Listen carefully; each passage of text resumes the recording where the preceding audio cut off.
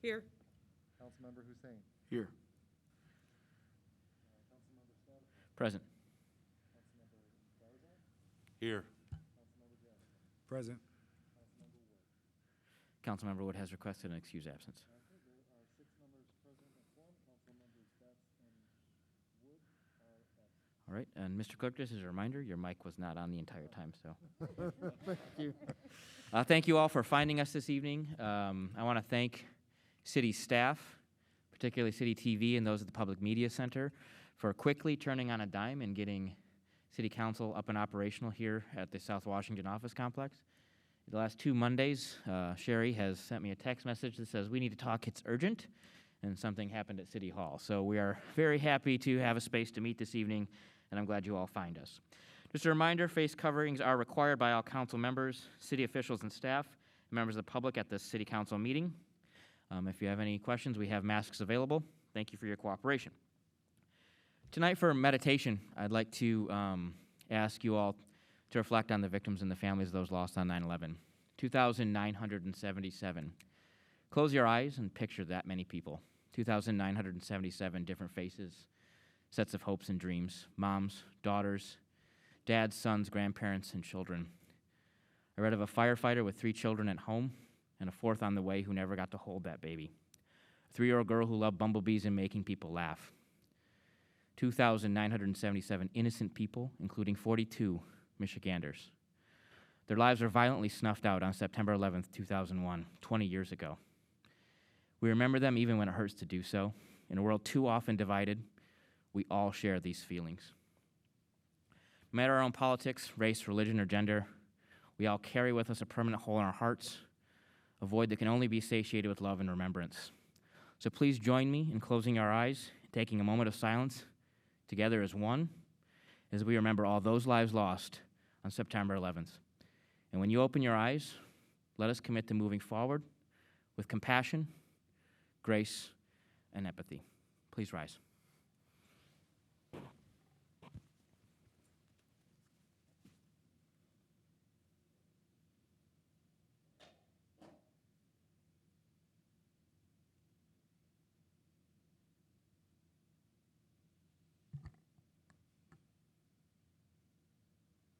Thank you. I pledge allegiance to the flag of the United States of America and to the republic for which it stands, one nation, under God, indivisible, with liberty and justice for all.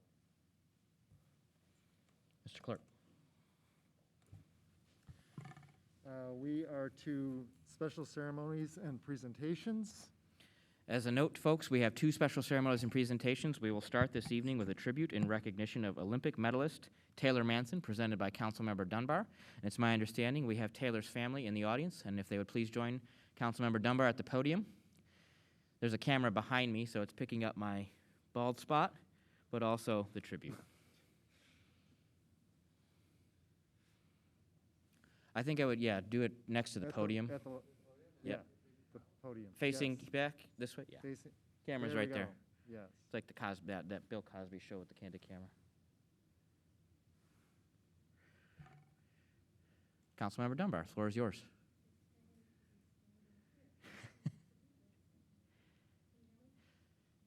No, try again. Tap it. Faith, could you make sure the podium mic is on? There we go. There we go. Perfect. So, again, weird to be standing on this side facing back. Tonight, I wanted to recognize, and we all want to recognize, the accomplishments of Taylor Manson, who is an East Lansing High School graduate who competed in many state championships and holds many records, but also was a bronze medalist at the Olympics this year. So the details of that are in the resolution. If I could have the clerk read it? Or did you want, I can read it. I can. Go ahead, Kathy. I think, yeah. I'll read it. If my glasses won't steam up here. And standing with me are Tatanisha and Damian Manson, her parents. And I was saying to them earlier, there is no athlete that's not a product of the parents who support that athlete. So She could not be here because she is at the University of Florida, which is where she is getting a master's now? Excellent. Okay. Whereas Taylor Manson was born on September 29th, 1999 in Lansing, Michigan, and started running at the age of 7. Whereas, as a freshman at Waverly High School, Taylor was a part of the winning Division II state 800 and 1600 team relays. In 2016, as a junior at East Lansing High School, Taylor excelled at 3 top events in Division I. She came in second place in the 400-meter dash with a time of 53:56, which was just short of a state record, and 5th place in the 200-meter dash, and the 800-meter team relay finished 3rd. Taylor went on to be named State Journal's Girls Track Athlete of the Year in 2016 and 17. Her senior year was a state champion in the 400-meter run with a time of 53:21. That's fast. Sorry, I'm a former track person. That's fast. Whereas Taylor is currently enrolled at the University of Florida with many career highlights that include 2-time All-SEC Outdoor Second Team, 2-time All-SEC Indoor Second Team, 2020 UST-FCCCA Indoor All-American, 2021 Indoor First Team All-American, to name a few. In 2018, Taylor was the U.S. U20 400-meter champion and won the bronze medal representing the United States at the World, is it U20? V20?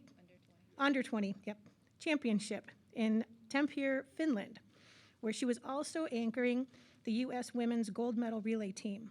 And whereas Taylor made the 2020 Summer Olympic track and field team and proceeded to win the bronze medal in Tokyo in 2021 in the 4x400-meter mixed relay. Now, therefore, be it resolved, the Lansing City Council congratulates Taylor Manson on all of her accomplishments and monumental achievements in winning a bronze medal in the Olympic Games in Tokyo 2021. Do I hear a motion? I so move. There is a motion before us. Is there discussion on the resolution? Seeing none, all those in favor, please signify by saying aye. Aye. All those opposed, please say nay. Motion carries unanimously. Thank you, Councilmember Dunbar. Thank you. And if you would so indulge, I would let her parents say Absolutely. a few words. We Welcome. just want to say thank you to the Lansing community. Everyone tuned in. They watched the races. They were chimed in, asking about times and all that kind of stuff. And we've just had tremendous support from the community. Everyone's just been great. So we want to say thank you on behalf of Taylor. She's back at school right now. She has another year of eligibility in track and field because of the COVID year that was taken from her. So she's getting her master's, and she'll be running starting January for indoor season. But we just want to thank everyone, and thank you. You're welcome. Thank you very much for being here. Thank you, appreciate it. Mr. Vice President. Now, if I could just make a quick comment. What a lot of people don't know about Taylor is that before she was an East Lansing Trojan, she was actually a Waverly Warrior.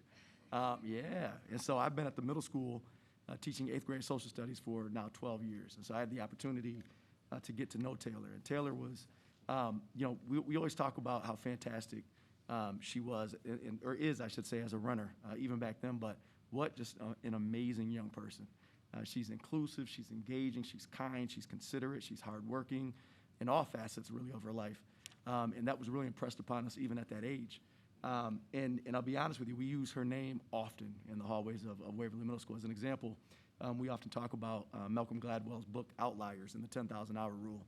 And people like Taylor have made it very easy to make a compelling case in terms of when you're really trying to perfect something, how important it is to be deliberate and intensive with your practice. So I just want to say I appreciate you all for raising an outstanding young woman, and please let her know how much we appreciate her in the Waverly community. Thank you. Well, I'm thrilled to learn she's a Waverly Warrior, because I was a Warrior of 03, which I don't share very often in Lansing, but here we go. All right, our next special ceremony is our Lansing School District Superintendent, Ben Scholdener. Mr. Scholdener, if you'll please join us at the table. I'll set this up, folks. We have a new superintendent in the city of Lansing, and I recall many years ago when Yvonne Kamal Kanul came to the district, the city council was kind enough to invite her to come and meet the city council. So we've done that tonight. I've asked Mr. Scholdener to share with us little bit about himself, his goals, his vision for the district. He said he's going to be abrasively honest, so we're ready for that, and then entertain some questions from us as well. So, Mr. Scholdener, the floor is yours. Thank you so much. Good evening, everyone. It's nice to see you in the audience. It's nice to see all of your faces. I just want to tell you how happy I am to be here, and I hope that this isn't just a one-off.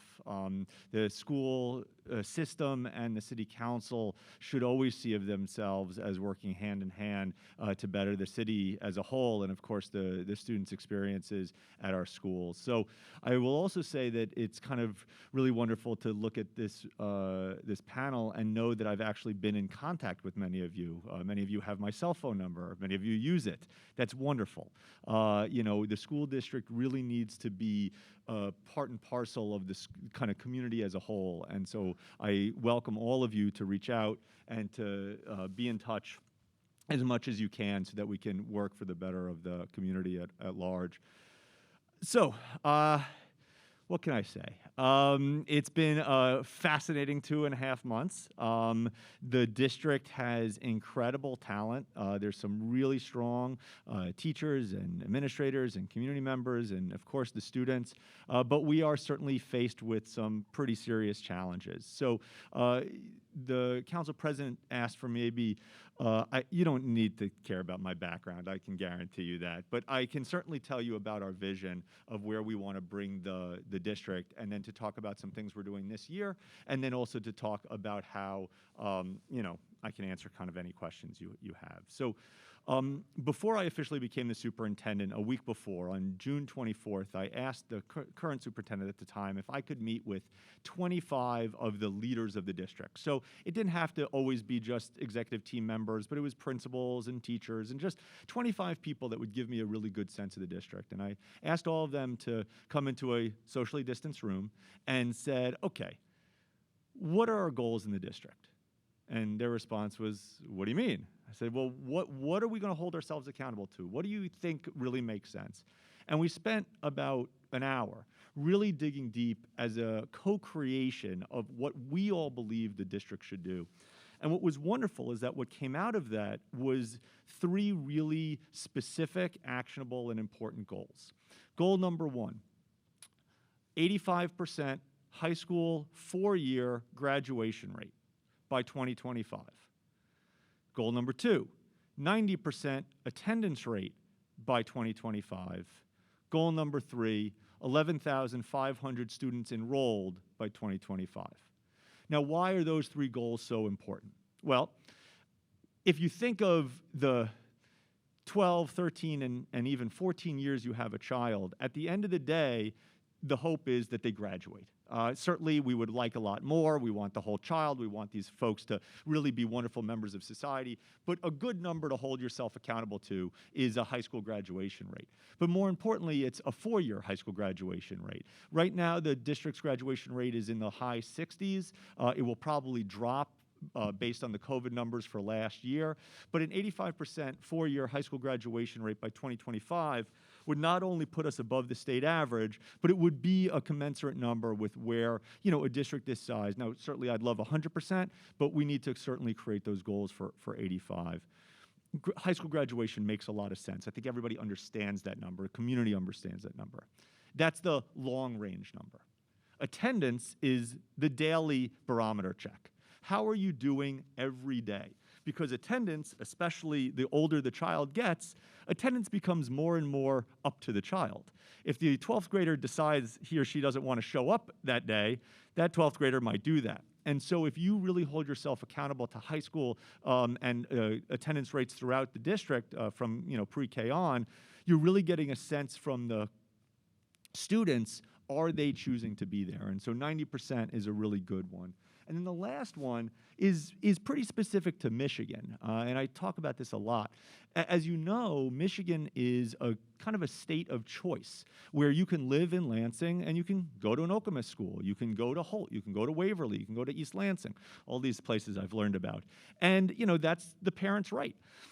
In most places in this country, I'll give an example out of Boston, there's a town called Newton. If you live in Newton, you either go to Newton North or Newton South, and that's it. And depending on where you live, That's where you're going. In Michigan, that's not the case. And so the number of enrollment at 11,500, which would be 2,000 higher than our count number from last year, would say, hey, the community wants to be here.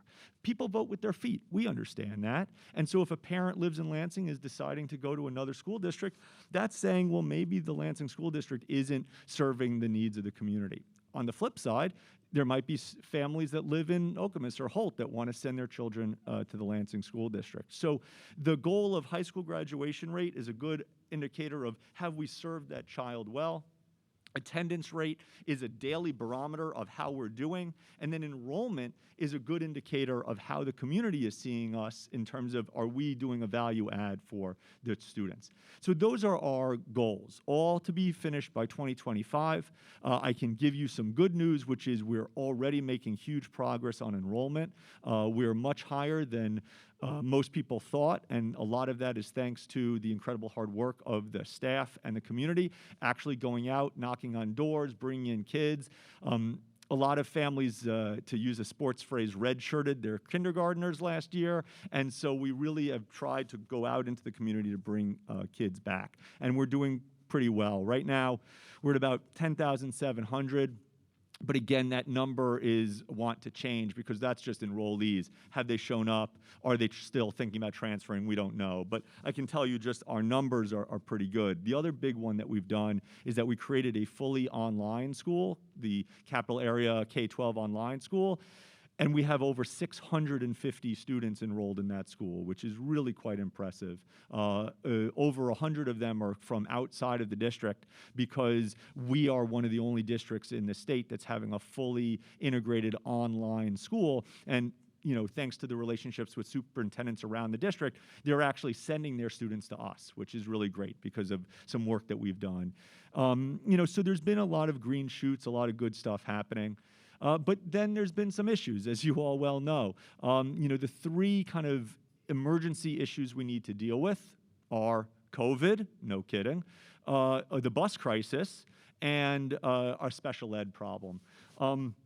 COVID, as I think you know, we're the first, and as far as we know, the only district in the state to mandate vaccinations for our staff.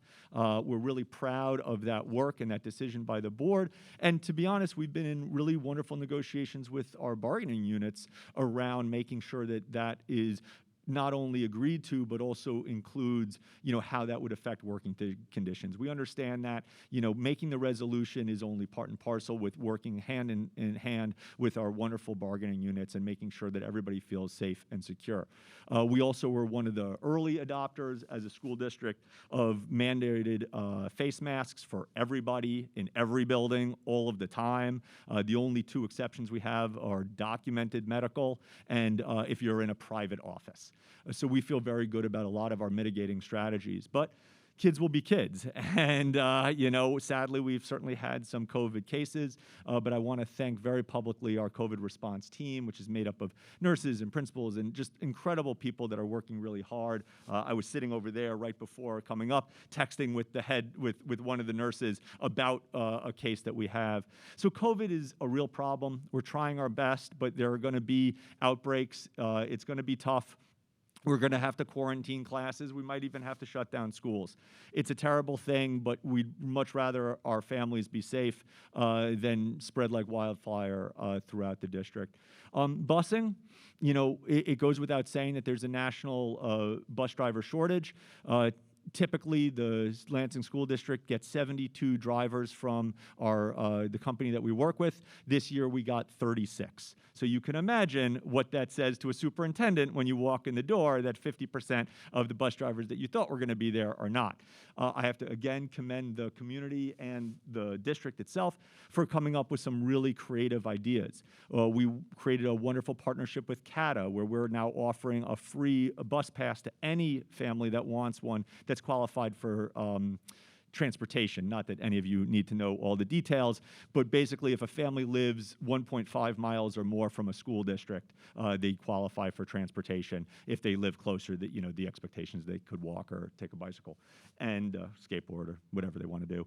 And And with CATA, we've gotten well over a couple of hundred families wanting to use that. And then the second thing we've done is we've offered gas cards to all of our families who qualify for transportation. So $25 per month per kid.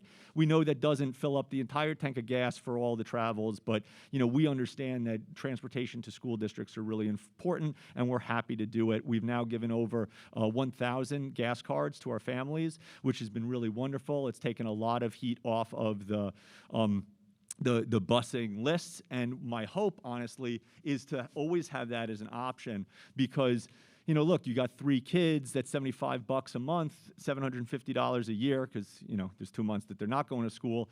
$750 is real, and, we want to support our families, and, the more that we can use public money to help support our population that we care about deeply and do good by the school district, it's a win-win. So the 3 goals, the 3 immediate stuff, and the last one is special education. Sadly, and again, as the council president said, I try to be brutally honest here, and I will answer any question you possibly can ask me. The Lansing School District has not served its special ed population well, to just put it bluntly. For years, they were out of compliance. There were things that were not done, specific things like IEPs and annual reports and triennial reports, just stuff that's not acceptable. And so since I got here on July 1, we actually opened up a shuttered school, created a triage unit, hired a bunch of people over the summer to just work through the literally hundreds of reports that should have been done over the last 5 years. And so I'm really proud of the work that they did. Over the summer, we probably did more reports than the district had done in 2 or 3 years combined when it came to these kinds of things. And we're really proud of the focus, but I do want to be transparent here that, special ed is something that the district really needs to work on, and that's why we're going to be doing a lot of thinking and a lot of hiring and a lot of partnerships with our current ISD, with Ingham, as well as some other ISDs in terms of supporting us. I've been having multiple meetings with the Assistant State Superintendent in ways that the MDE can help us, but, my hope is that by January 1st, 2022, we will be in complete compliance. When I told that to somebody that I was thinking January 1st, the joke at the table was, you mean 2027? And I said, no, this year. And so I think that with some clear goals and clear direction, we'll be able to meet that. But I certainly would understand if there were any questions about how the district has handled special ed over the years, and certainly feel free to push me on that. I like to always think that an organization, whatever it is, be it a company, a city council, a city, whatever it is, you should really judge yourself by how you support your most disenfranchised, your most at-risk kids. And one could make a pretty strong argument that your special ed population is that. And so we need to judge ourselves by that, as well as we need to judge by so many others.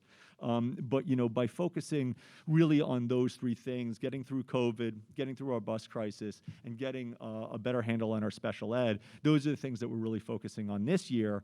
At the same time, really focusing deeply on those overarching goals of graduation, enrollment, and attendance. So that's kind of the deal in a nutshell. I'm certainly happy to answer any questions or go into depth on any of them. But I just want to say that, I come as invited, and I appreciate not only the invitation, but I appreciate the time from the city council and from the mayor's office and just from the city writ large. Hello, community, that we are here to really, really work together. So that's it. It's wonderful to see all of you, and happy to take questions as you see fit.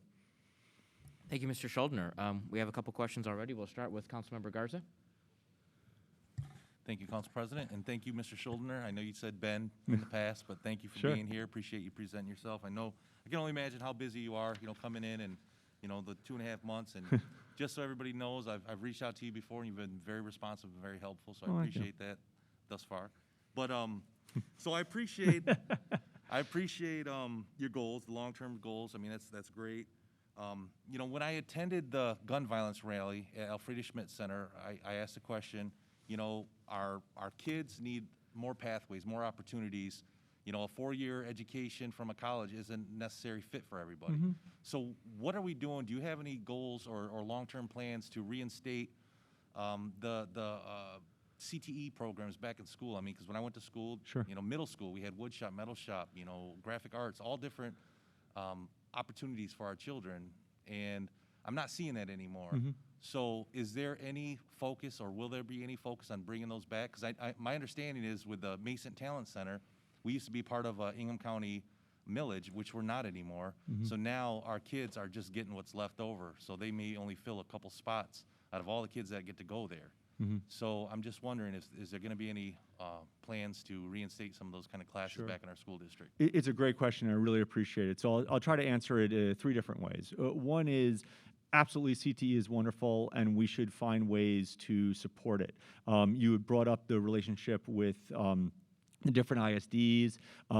We've already engaged a conversation with Jason, the superintendent of the ISD, about what it would look like to join that millage.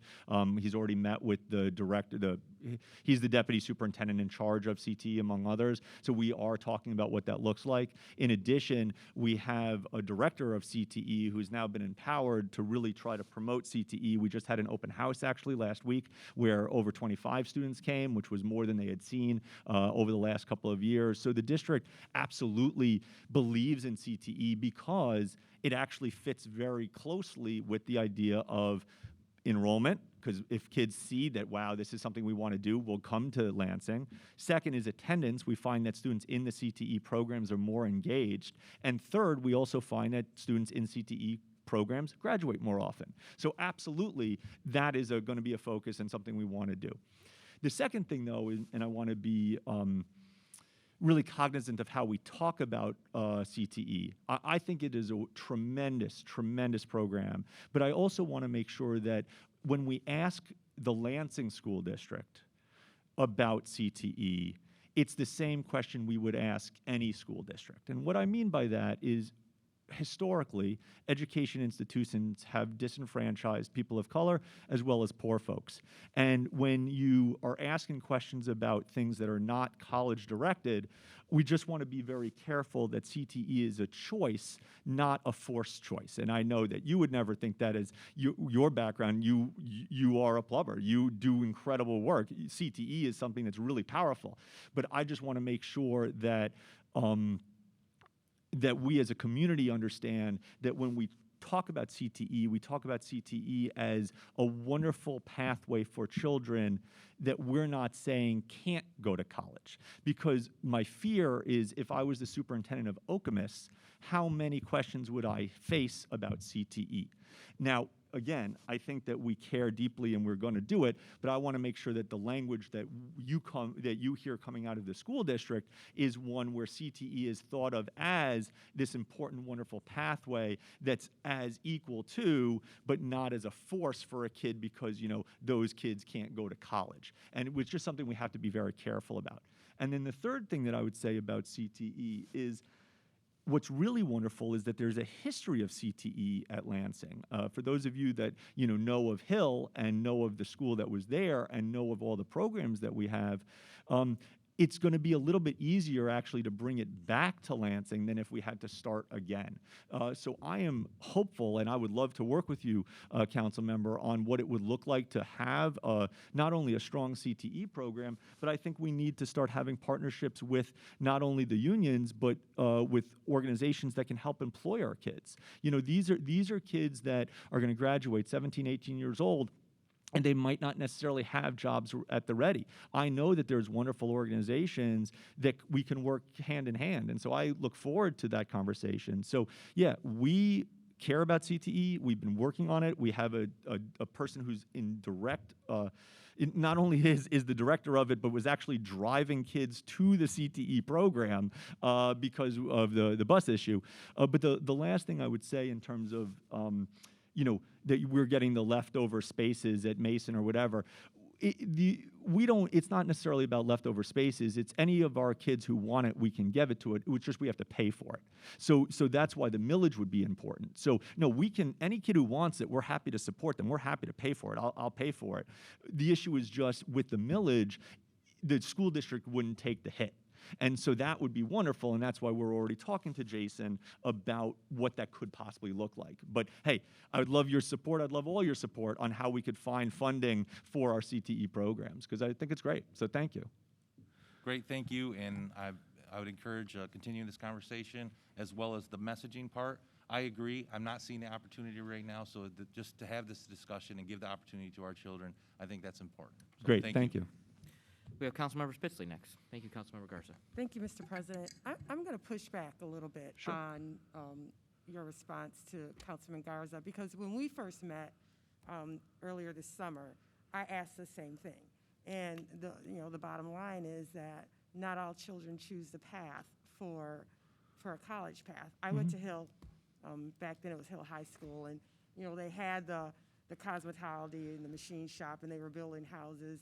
And as a school district, we can walk and chew gum at the same time. So we can encourage or have a pathway or have an option for those students who want to, don't want to go to a four-year college and not necessarily pigeonhole disadvantaged students or pigeonhole minority students, but it is an option. I have two sons. One graduated from college, one's a firefighter. And so, I don't think that I pigeonholed him into being a firefighter because he didn't want to go to school. So I think we need to be careful about looking at old stereotypes that really aren't relevant anymore. These two-year degrees are fine, head of household, make a lot of money degrees. And so we need to be, or technical jobs. And so we need to be careful about how we present them to the students as well. Because I think too many times in college, in high school, they're told you have to go to college, you have to go to college. And for those students who don't want to go to college, they feel they don't have an option. And I think that's a lot of reason for some of the crime and some of the hopelessness of our students and our young people here in Lansing is they don't want to go to college, or they're not college material. So what is there left? So I think the school district needs to find ways, and I'm willing to help too, and figure out what that solution is, to offer those different pathways and those different solutions to our students. That's right. So the last thing I would ask is, did you say you have 90% enrollment? I'm sorry, what's your? Oh, sorry. So the goals are 85% high school graduation, 90% attendance, and then 11,500 enrollment. So what are the activities that the Lansing School District is doing to reach out to those students that may have fallen through the cracks during COVID? I was telling President Spatafor that I saw a CBS News report where folks in Detroit are going literally door to door to look for these kids. And so what's the Lansing School District doing? Not only did I say we're going door to door, which we are, there was actually a Wall Street Journal video project, 7-minute video on the work that we're doing, which I'm happy to send all of you. We're going door to door. We had flyers, we're doing community meetings, and that's just part of it, right? The idea about making sure that the schools are welcoming to families too. We have cultural brokers, so we can go and speak multiple languages. We're going into communities that are refugee populations. We have those relationships. So I can say, not that the numbers are at 11,500 yet, but one of the great things is, as of today, September 13th, we actually have more kids enrolled than we did pre-COVID because of the incredible work of going door to door, using the cultural brokers, all that stuff. And again, in terms of the CTE, I agree with you 100%. I just want to make sure that the school district makes everything as an option, not a force. And so you're right, and that's why, as Councilman Garza said, I would love your help. We had Hill. Hill was great. I know the houses across the street were built by those kids, right? And so we need to figure out ways to engage our young folks so that we can continue to do that. And I look for all of your help because, sadly, when a program has been dormant for so long, things get pretty rusty, right? So we're definitely trying, and I love the idea that Lansing has its own, as well as the partnerships with Mason and all the other, CTE programs. Yeah. No, sure. Oh, thanks. You all set, Councilmember? All right, yeah, Councilmember Jackson. Thank you, Mr. President. Thank you for being here. A question. I have an easy, hard question for you. Okay. All right. Does the district have a policy on critical race theory, and what are you doing to ensure that curriculums are inclusive and historically accurate? Huh. So how do I answer this question? So, in terms of critical race theory, that's not something that we've talked about, but we certainly talk about inclusion and diversity, and we have a number of, we actually have an entire equity audit team that's looking at our curriculum, not just currently, but in the past, what textbooks we use, what curriculum we use, because the truth is all districts, especially Lansing, need to make sure that the voices of the students, the voices of the community are represented. And so by creating books that are wonderful for kids, wonderful to teach, but also incorporate all of the students that we serve is super important. Critical race theory is basically a legal component that was created by a guy named Derek Bell, who was a professor at NYU, who actually I knew quite well. And that was a conversation about using a lens of looking at decisions that were made through a racial lens. So we could have a wonderful conversation about why the school district lines are drawn the way that they are, and what communities they include and what communities they don't include. That'd be a conversation about critical race theory. But in terms of like curriculum at school, our biggest and most important thing is how do we get our kids to want to be engaged? And we know full well that having curriculum that values who they are is super important. And so that's what we've been doing. And I would, urge all of you, any of you, to be part of the work that the equity audit team is doing, some of the equity work that we've been doing for years, and then to really look at the kinds of books that we use and the curriculum we use, because it's super important. I mean, study after study shows if a kid doesn't see themselves in the work, they don't feel empowered. They don't want to be a part of it. And so there's ways to do that by continuing to hold the high level of academics that we would believe. And I welcome you all to be part of that conversation. Thank you. As long as you can make sure that there are no more textbooks that say slaves were happy and enjoyed things, and that the Indians or Native Americans were happy to do certain things as well. No, and thank you for being so blunt about that. It is a travesty to think that was ever part of the curriculum, but that's certainly something that I would think would be a very, very low bar for us to jump way over. I want to make sure that the conversations are about not only truth, but also about empowerment and how kids can really be engaged. So thank you for saying that.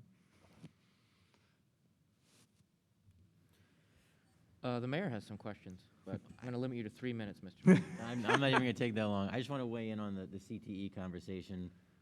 As a parent whose son at Everett does CTE and goes to the Wilson Talent Center, Councilman Garza mentioned that, and I do think it's an interesting conversation on the millage. But I want to compliment the district. My son goes there every day to the Wilson Talent Center. He wants to be a machinist. Sorry, he's not going to be a plumber. He wants to be a machinist. But he is very interested in the trades. He's interested in Lansing Community College and the Lansing Promise, things that Lansing has that others may not, and the idea of being able to learn a trade and making a lot of money and going to college for free as a parent is extremely attractive because it's not going to have him or me in debt. So I want to make sure that we're focusing. I know you've already spoken with Justin Sheehan. We're focusing on the Lansing Promise. Yeah. We're continuing to share with kids that the Wilson Talent Center and other CTE is important. My daughter now wants to go because my son's going. And it is an option. I mean, certainly how we get there is one thing, whether it's being part of the millage and asking our voters for money, or whether it's figuring out which kids want to do it and then making sure the district is paying for it, which they are. I do think that is hugely important, but I think that that we've come a long way, and I do appreciate that. Yeah, well, thank you. I certainly, I wasn't going to say what your kids did, but since you broached it, it's really is wonderful to know that, we have, families in these programs that care so deeply about it, and my only hope is that we would expand it and have more kids engaged. So, thank you. Okay. Mr. Vice President. Sure. So first, I want to thank you for your first few months. in this position. It's been quite incredible. As a matter of fact, you and I had, I think, a very, very good meeting. And that was what, maybe 4 days before you officially became the superintendent? We had some very real conversations, and I appreciated those conversations. Some of the things that we talked about for folks that weren't part of that meeting was, as an example, the pathway curriculum. And the fact that, fair or not, and I have some of them written down, but you have the IBPs, you have the advanced Chinese studies, you have the biotech, the health services, the engineering and advanced manufacturing, you have the insurance, you have the finance, all predominantly positioned on the north side of the city. And although I can see that we have new tech on the south side, you have most of your performing arts on the south side. And I think that, and I told you, I think that certainly, as a brown person, reinforces some stereotypes when we talk about the vast majority of brown and black people living on the south side of the city. But not only that, think about how transformational some of this programming could be had it been set outside of, as an example, a Leroy Fro, or a 3200 South Washington, or a Stonecrest, or a Waverly Park, or a, and so when you guys are doing your equitability audits, I certainly hope you look at the curriculum, and I shared that in our meeting, and we'll certainly give you some time to essentially precipitate that, but we're hoping that happens. The other piece is, when we look at equitability, we have to look at funding for schools historically. I think over the last 2 to 3 decades, if you were to look at bonds, millages, and the like, although we have money coming to the south side, predominantly that money has went particularly north side, but particularly I think the east side of the city. And I'd like you guys to take a look at that and determine why that is and how we remedy that. I think beyond that, you have to look at the schools that have been shuttered in our community. And has that inequitably, right? I shouldn't say inequitably, but unequally happened on the south side of the city. The shuttering of amenities within our parks. I think of the Hill at Track as an example. When we know how important health outcomes are to things like earning potential, what are we doing in South Lansing, particularly as we do shutter those schools? And I think our conversation centered on the Hill track, but there are a number of other, I think, examples that we referenced that day. So I hope we look at all those things. I hope we look at ways that we can repurpose schools in some of our most impoverished and vulnerable areas to make sure that it's not detrimental to that neighborhood, because we know that schools and school buildings are really the cornerstones of our community. And so when we do repurpose, we need to make sure that they're appropriate repurposes. And I think our administration can work hand in hand with you all to make that happen. That being said, I still want to schedule that tour. Let's do it. We want to make sure it's not the greatest dog and pony show, so we're not going to announce to anybody that we're going to tour, but I'll take a personal day off for that, so I'll be in touch. I want to officially invite you. I had a constituent contact meeting this past Saturday. We had Guillermo Lopez from the school board, who's been on the school board for a number of years, does a great job. He was present. There were a lot of questions he could answer, and there were some that would have been, I think, more appropriately directed to you. So I'm going to invite you to one of our constituent contact meetings in the near future. I know you're a busy guy, and so if we can get you on the calendar at some point this year, that'd be fantastic. I would like, at some point, data on how many families are actually navigating the pathways. Because whenever I talk about inequitability with the curriculum, the first thing people counter with is, well, if they want to go to, right, then they can actually get a bus, and we already know what the busing issues are. But they can actually jump on a bus. We'll bus them too. And as somebody that was raised by a single mother, and somebody that was raised in and around poverty, I'm going to tell you right now, the vast majority of, as an example, single mothers that are focused on a whole lot of things, right? It's very difficult for them to navigate that whole process and figure out how to get their kids out of basically a neighborhood school and into, as an example, Eastern's IB program. And so I'd like to know what's the numbers there. And then I have one more, if I can pull this up real quick. I'm trying to remember what it was. You had said something that made me think. I'll email you. How's that sound? Well, how about this? I'll try to answer some of those things, and then Fantastic. you'll come Please back. do. So, Please do. the first thing is, of course, I'll meet with you anytime. You just let me know. Happy to speak at any organization. I appreciate the conversation around the track at Hill. I think that not only is it incumbent about the school to kind of support that, but it's a good way to show the community that we actually do care. So I'm And I always just happy. want to be clear, when I talk about that, that's a microcosm. Right. No, exactly. For a bigger picture. on the Well, south no, side. and I think that's the point. Right. Yeah. Well, and I think that's the point, right, is to saying, let's use the data and let's see not just, one project or program, but where are all of the foci going, right? What are we doing? And so I think, my job is to try to make transparent a lot of the things that have been opaque, a lot of the things that have been hidden. And so I think that I welcome that charge, really, so that we can do that. But yeah, the schools that I've inherited, there are definitely some ones that we have to talk about in terms of what they're doing. But, for me, it should never be about shuttering schools. It should be about opening schools. It should be about how do we increase enrollment, right? That's why one of our goals is the 11,005. So, I want to make sure that every community feels that they're getting, their equitable share, right? And that's important. And so I look forward for all of you to kind of push me on that. And certainly as an outsider, you tell me historically what communities have been underserved. I mean, I could kind of guess, but you've lived here for a while. Tell me. And so as we go about thinking about moving forward towards funding, I think it's a really important and honest conversation about where that money goes. And to your point about the types of programs, let's make sure that all of the programs or all of our children have the right and the ability and the privilege to have access to all those programs. And that's why, probably in a year or two, we're going to have a real conversation, to your point about pathways.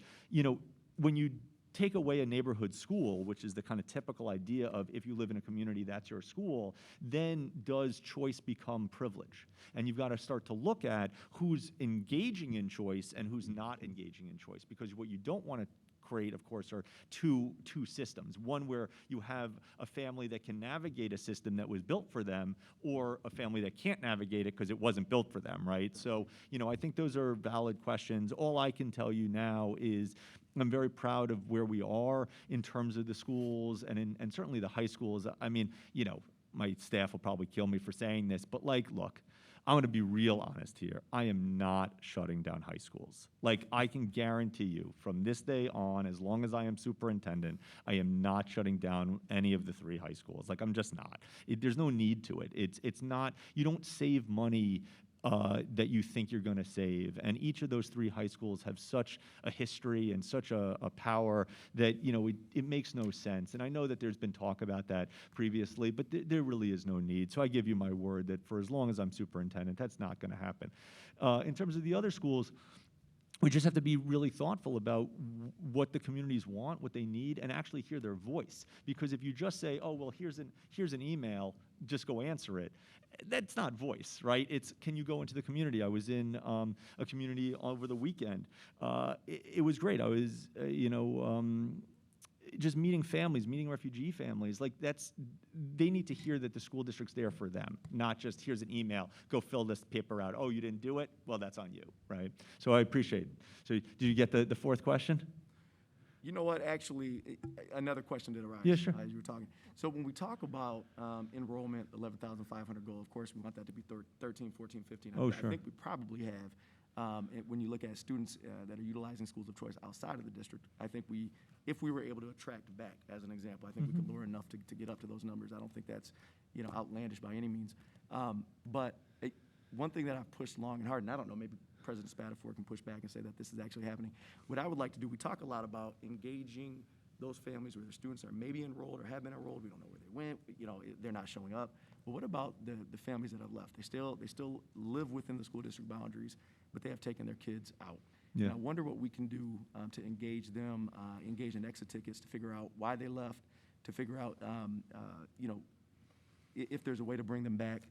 Because I think we could learn quite a bit. As I've introduced that idea in the past, Yeah. I've always gotten pushback. We're not going to focus on who we've lost. We're going to focus on who we have. No, And I think we can do it all. There's no pushback here. That's Yeah, exactly fantastic. right. Because, if you have families that live in the district and they're choosing to go elsewhere, we need to know why. Maybe there's a reason that we can't solve it, but if the reason is either perception or reality that we can solve, absolutely. There's no reason to not ask those questions. And in fact, just so you know, we're actually working on surveys that ask exactly that question, just making sure that we can get it into the right families of those who live in Lansing and then leave. And then we also are asking families that live in other districts and why they send their kids here, what is it that's attracting them? So no, there's no reason why we shouldn't do that. You wouldn't get any pushback from me, and to be honest, we're already doing I'll some tell you of it. this as an educator who thinks I'm, halfway competent or whatever, right? I will say that you have one hell of a team in Lansing School District. You guys, your teachers, I have actually taken personal days off just to go shadow teachers that I know that are highly effective in the Lansing School District. I think you have a support staff that's maybe second to none. And then, I think you have a great administrative team. And then I think with you, particularly as everybody's kind of seeing the current pullback on your vision and what you are doing, what you hope to do. I really think there are bright days ahead for the district. So thanks for being here. No, I appreciate that. Thank you. All right. Oh, Last one? No? Yeah, I'm going to do it quick because Okay. a lot of folks said everything that I was going to say. But it's really nice to see the amount of thought and dedication that you've put into this in only 3 months. I mean, you have a daunting task. So I commend you for everything that you've said about equity and about choice and privilege and how we don't want to track kids down a path. Now, the one thing that I heard touched on, which is really dear to my heart, is I'm so glad you're not shuttering, because we've dealt with this, and it's devastating to the neighborhood schools. And I know that we got all these grants over the years to create these, here's where the language is and here's where the this is, but some kids, like, they can't leave that neighborhood, and that is the school that they go to. And why shouldn't they have opportunities in those neighborhoods to learn those things? So the question that I am going to pose to you is, would you consider, especially for the neighborhood schools, if they're open, leaving them open longer during the day, or if they're not opening them up? Because those really are, especially on the south side, where there's one community center on the very southwest end of town, we need kids to be engaged in recreational activities, tutoring, educational stuff. It could be playing video games, designing video games, whatever it is. But those buildings are the heart of those neighborhoods, and that's where those kids should be going, because the parents don't have the money or the time to transport them elsewhere. And so what do we do with that? And what are your thoughts on that? No, so it's great. So I want to be very, very clear. I promised I would not shut down any high schools. But in terms of opening up later or earlier or what have you, my belief is that a school should be the lighthouse of a community, right? And it should incorporate not just the 8 to 3 English, math, history, science stuff, but be the place where the community feels comfortable. I've actually been talking to the head of the library system about, could we open up local libraries in our own buildings so that you could keep it open longer, that would be run as a satellite office. We've been talking to nonprofits and community organizations. Could they use space in our buildings so that the building stays open? For the school district to continue to have a program, let's say from 3 to 5 or 3 to 6, I mean, not surprising, that's a real fiscal issue. We're not, school districts aren't funded that way. So I think what would make sense is, could we partner with nonprofits? Could we partner with the city? Could we partner with organizations so that we can remain open? Now, the irony is, with our bus crisis, some of our principals have stayed till 5:30 at night waiting for the bus, so they were open for 2 hours. Not that we planned on it, but but I think your point is really well taken. Is how can we get the school to be one of the centers of the community? And one of the ways is by keeping it open longer. And I think we have to be thoughtful about how we partner with people to do that. Because just, sadly, the way that the school funding works, if you want to now open it up, and to whom, you could talk about a $10 million hit. And, sadly, we don't have that. But it's something we've already talked about. As I said, we're talking to the library system about doing some of that work. We've already brought in some nonprofits to use some space. And then just having after-school programming that keeps the buildings open really allows for that to be there. So, I mean, I would love to work with you on partnering, because, again, I'm new here. What are some nonprofits, what are some organizations that if we gave them the space, they can continue to be open, and we would, let's say, pay for the security or whatever it looks like? That's really powerful. And so, in my, 20 years in the ed biz, every school that I know of that succeeds well, it's not just the 8 to 3. It's the morning, it's the after school, it's all those ancillary programs that make the robustness of education kind of great for families. So I appreciate the question. I appreciate your answer. And I certainly wasn't expecting the district to take the hit. We can take a little bit. totally thinking that, because we've tried it in the past, and the Yeah. response we always got was, we can't pay to the janitors. If we stay open, we can't pay the janitors. And that's, if you could absorb the janitor, Yeah. there are tons of nonprofits, the YMCA, libraries, our even Parks and Rec programs, lots of nonprofits that serve kids Yeah. that would love to get access to those kids where they are. Sure. Because even when we run, and I run a nonprofit, even when we have programs it's dependent on people coming to us. If we can go where the kids are Right. and have them stay after school, that's amazing. Yeah, no, that's a big win for us. All I would ask is, let me get a little bit through COVID, and then Yeah, we no can have that problem. conversation. But no, I mean, it helps the school district do what we're supposed to do, which is engage these kids as whole children. And so there's no reason why we wouldn't want to open our doors, wide, once we, you got to be vaccinated to be in our, but like once we do that, like, yeah, I think that's great. So, sure. Thank you, council members. Mr. Scholdener, I appreciate your 10-minute presentation this evening. No, I think it was a good information, and really enjoyed having you here. I've had a chance to meet with Mr. Scholdener a couple times. As you all know, my day job is in education. I'm not supposed to play favorites, but the Lansing School District is one of my favorites.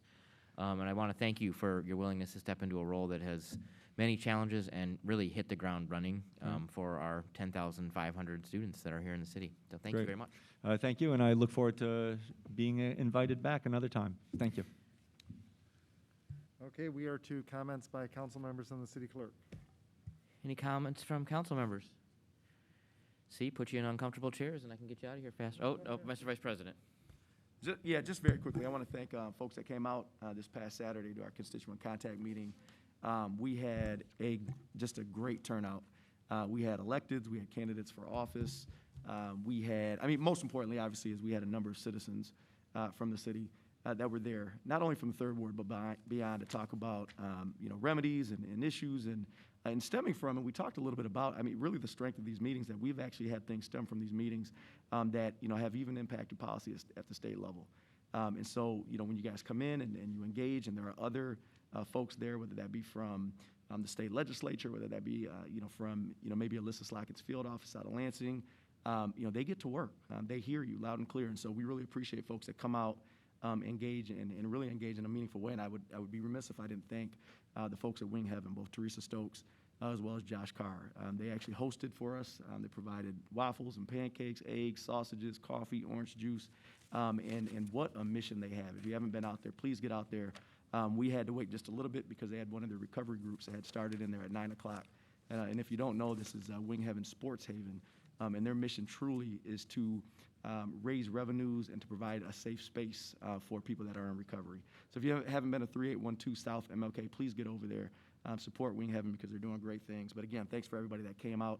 Our next meeting will be next month, second Saturday, 10 to 12 noon, and there is a location to be determined. I'm working with a couple different entities. I'm trying to get out as much as possible to support small businesses in our community, and so I'm working with a few folks to see if they can actually kind of handle, in terms of capacity, handle our group, because we're up to maybe about 35, 40 per meeting, which is fantastic.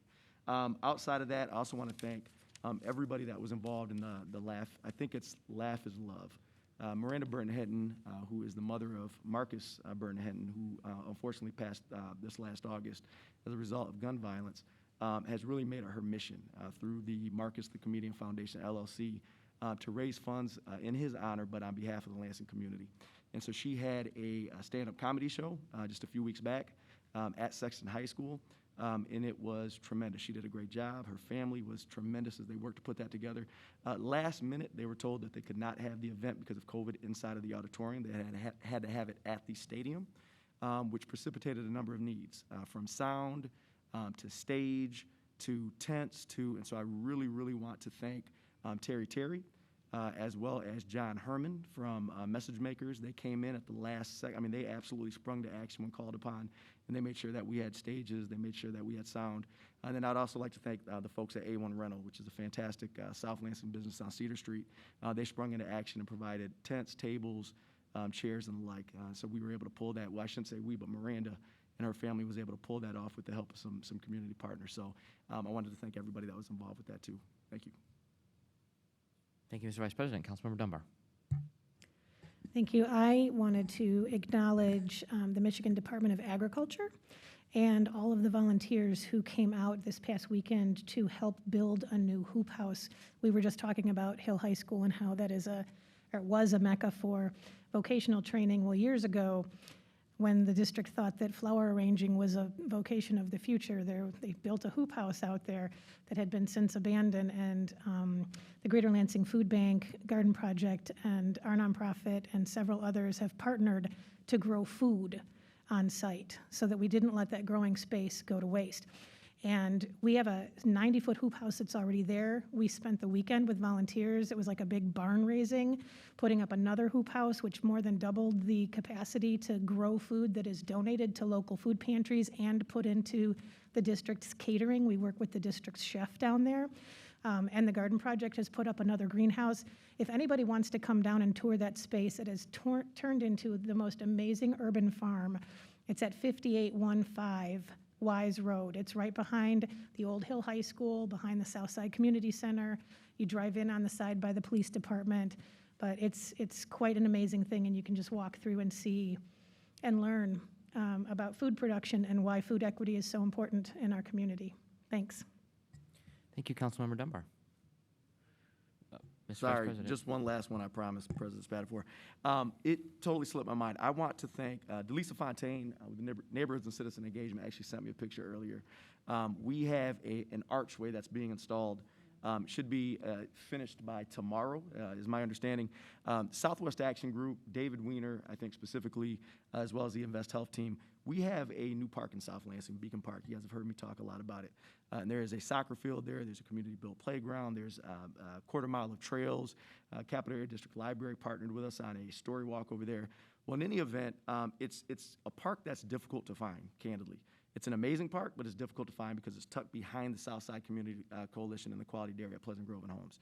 So in any event, this is at 3500 Simpkin, and we wanted an entrance off of Pleasant Grove. So that would be south of Quality Dairy on Pleasant Grove. You got Quality Dairy, you got one residential property, and then you have this little teeny pathway. Well, in any event, the city did purchase a piece of property thanks to partnership with the resident just south of QD, and we were able to widen that pathway into the park, but it still wasn't very well marked. And so, again, the aforementioned folks partnered, used some grant funds, and have actually purchased and now fabricated and powder coated. There is a beautiful archway, actually indicating that there's a beautiful park back there, right there in Southwest Lansing, new within just the last couple of years. And so in any event, I highly encourage folks to get over there, check out the pathway, use the pathway to get into the park, check out the park, because a lot of people have been involved in some really good work over there. And so I just wanted to say thank you to David Weiner, Rachel White, Swag, as well as the Invest Health team. Thank you. I mentioned this at Cal, but I'd like to mention it this evening too. Friday, was the city's first expungement clinic, and I really want to congratulate the city attorney's office. They had to turn folks away, which I said at Cal was in my book, a success. Unfortunately, we had to turn folks away, but it meant it was a service that was so needed in our community. They were able to, with 327 registrants, they were able to actually work with 58 individuals who were eligible for expungement and helped work through that paperwork. And then they had a number of individuals that had just a little bit of paperwork left to go before that they could complete those expungements. So I know Jim Smirka here and his office worked really hard to put that together, and the numerous volunteers that were out there making that possible. But it did help 58 individuals in our community for sure, and numerous more clear their record and to be able to participate more fully in society. So job well done for the city attorney's office and the city of Lansing. So thank you very much. Mr. City Clerk. Thank you, President Spatafor. I just very briefly want to let folks know that because of the continued pandemic, my office is sending out absentee ballot applications to every registered voter in the city who has not already requested an absentee ballot. If you requested one in August, it was most likely a dual application that will get you a ballot for both elections, but we are sending out a new round of applications to help people to have their maximum ability under our state constitution to vote from home. With that, we are to community event announcements. Anyone have a community event? We'll give you up to 1 minute, so you can step to the lectern, please.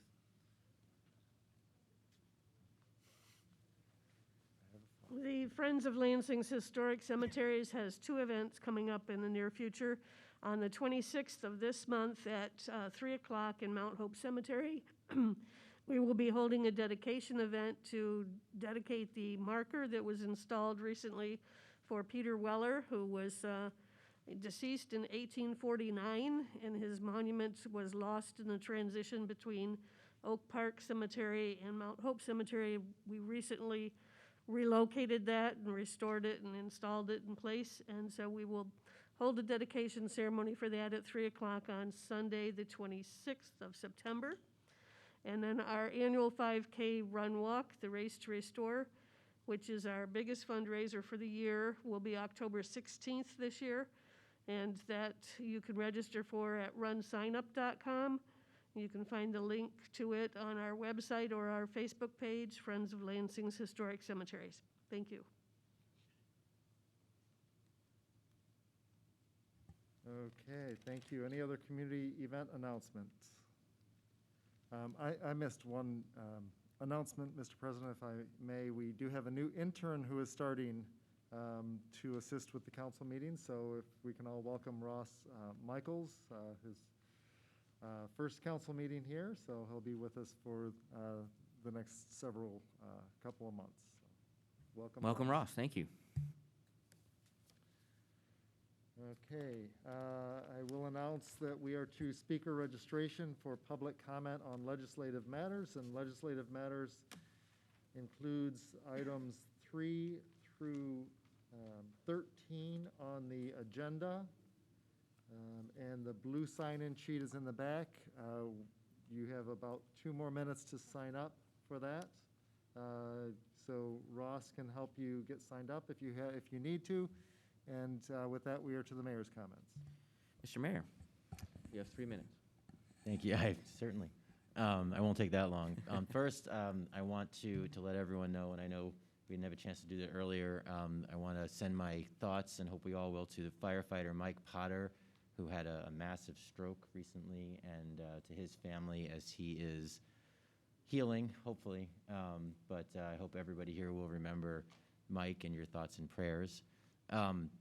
We have a lot coming up in the city as the summer is winding down. I hope everyone will check out Blues Fest, which is coming up this weekend. We also have the Three Stacks Festival, both which should be great in the downtown area. We're doing our Capital City River Run, which I believe is about 8 in the morning on Sunday. I will be there running slowly, so if you want to beat the mayor, have at it, because you will, because I am out of shape. We're also going to be having our Citizen Academy starting Tuesday evening, and we're very excited for that. I want to thank a few people. The council president mentioned September 11th, and as we do every year, we had an incredible September 11th event on September 11th, on Saturday. The council president was there. Thank you, Mr. President. I also want to thank Governor Whitmer for being there and speaking, as well as our Congresswoman Alyssa Slotkin, who talked about where she was in Upper Manhattan on September 11, 2001. I want to thank our fire chief, Greg Martin, our police chief, Ellery Sosby, and the police officers and firefighters who attended. We had many, many people there, and it was impressive to see the crowd of folks that showed up on a Saturday morning at the end of the summer to remember and to never forget. So thank you for everybody. I was going to mention the expungement clinic, but that's been mentioned, but I do want Jim to know that your staff, they knocked it out of the park. They really did great. I know I had some of my staff there. Nick Tate, our deputy mayor, was there. Mark Lawrence, our citizen advocate, was there signing people in. And they said that not only did it start out great, but it became organic. People went home and told their friends, their cousins, their uncles, and they were all coming in saying, how do I be part of this? So it was a great service by the city of Lansing, so thank you. I want to offer congratulations to Melvin Coleman of the UAW on his retirement. He is not only a wonderful UAW member, but the husband of Kim Coleman, our HRCS director, a wonderful Lansing citizen who has retired from his many years at the UAW. Retirement party was great, and I want to offer my congratulations to him. For anybody in Old Town, if you weren't there, we did a ribbon cutting for the Turner Mini Park, the smallest park in the city of Lansing. Now has these beautiful pavers. We put some parks millage money into it, and there were no longer going to be trip hazards there in a place that is very that is a very crowded space in Old Town, so that was wonderful. I want to congratulate the wonderful people at Social Sloth for their first year anniversary. If you haven't been to Social Sloth downtown, the food and drink there are incredible. I want to thank the Board of Water and Light. They held 2 financial assistance clinics, which were tremendous. People lining up to get rental and housing and electrical and utility assistance. I mean, they were all tremendous. We had a ton of people, both on the west side and on the south side, that were helped, and the Board of Water and Light just did a fantastic job. I was going to mention, I mentioned this to Loretta earlier, we now have signs up at the Sunken Gardens, which was raised, and so now there's a sign there, so I'm glad we got that done. I was going to talk about the Beacon Field, the Beacon Park sign, which Councilman Hussein mentioned, which looks beautiful. So get down there at Pleasant Grove and Homes and check out the gorgeous sign. I want to congratulate the folks at LEPFA on a very successful Common Ground. Apparently G-Eazy was great.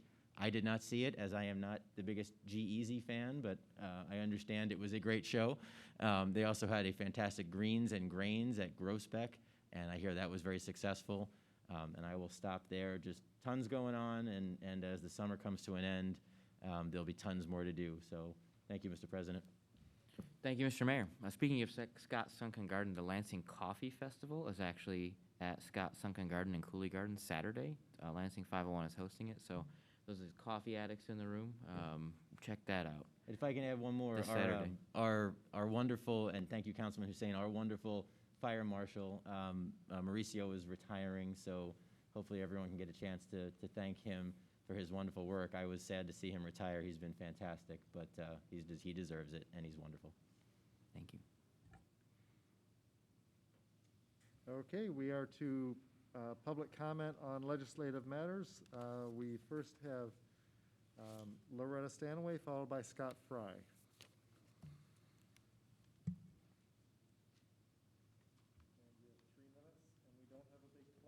You have 3 minutes, but we don't have a big clock, just my cell phone timer, so I apologize. I don't think for I'll that. need the whole 3, but we'll go for it.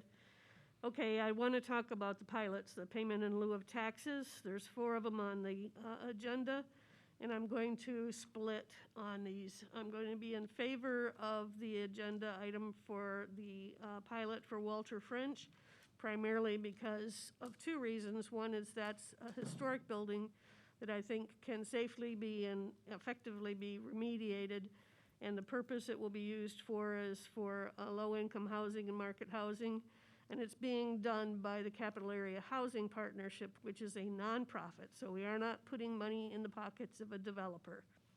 And the second one that I would support is the Kalamazoo project, the Apartments West.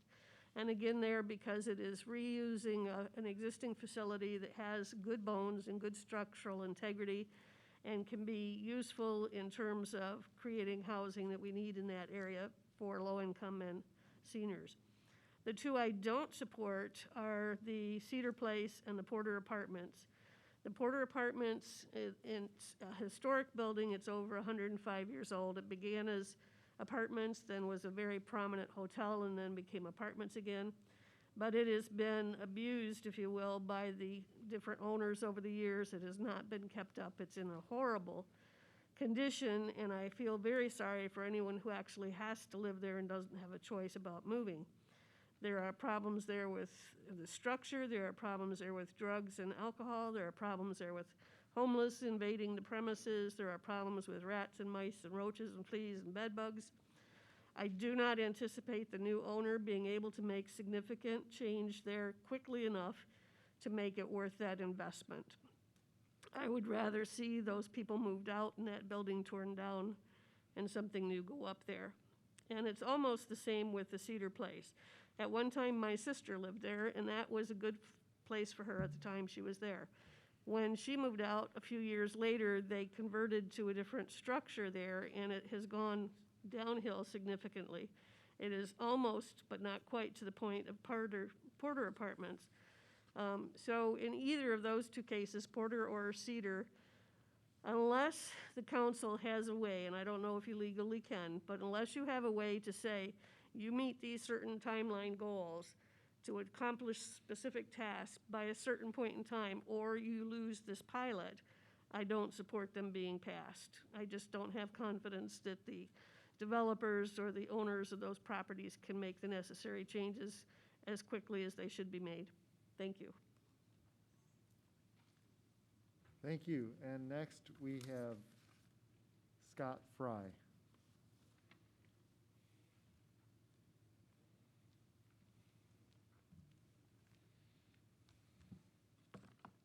Good evening. I'm happy to be back here tonight representing Jonathan Rose Companies for Cedar Place. We have a plan to redevelop the 220 units at Cedar Place using the low-income housing tax credit. Since our involvement began in 2017, we have transferred in 94 units of project-based rental assistance and invested over $1.5 million in the building and in the community. We would plan to formally deed restrict all 220 units as affordable with rents at 60% of AMI and below. To help facilitate the large capital budget, which is in excess of $8 million, and also to help us stabilize the operating expenses of the project, we have applied for a 4% pilot agreement.